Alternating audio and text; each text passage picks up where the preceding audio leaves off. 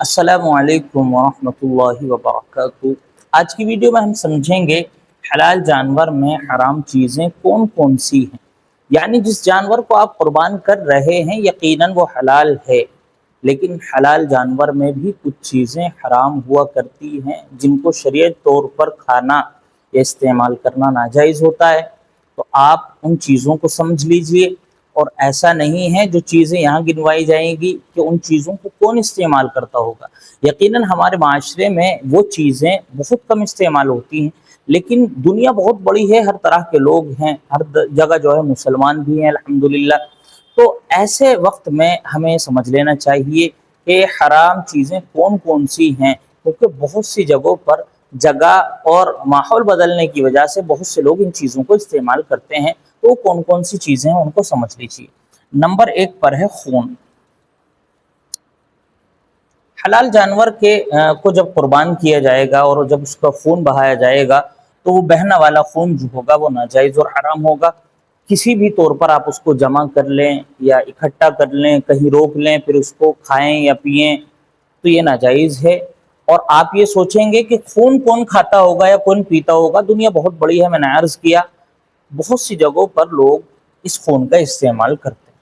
Number दो पर आता है पेशाब की जगह। पेशाब की जगह नर या मादा हो, जानवर आपका चाहे नर हो या मादा, आप जब उसको कुर्बान करेंगे तो आप पेशाब की जो जगह है उसको इस्तेमाल नहीं करेंगे, क्योंकि शरई तौर पर इस जगह को इस्तेमाल करना, खाना, ये नाजायज़ है या हराम है। इसी तरह नंबर तीन पर आता है पाखाने की जगह। पाखाने की जो जगह है वो भी इस्तेमाल के काबिल नहीं है, उसका इस्तेमाल करना भी नाजायज़ है। चाहे जानवर नर हो चाहे मादा, पेशाब की जगह भी इस्तेमाल नहीं कर सकते और पाखाने की जगह भी इस्तेमाल नहीं कर सकते। और चौथे नंबर पर है नर जानवर के फोते। नर जो जानवर होता है उसके पेशाब की जगह पर दो फोते होते हैं, जिनको बहुत से लोग खुशिये कहते हैं, बहुत से लोग फोते कहते हैं।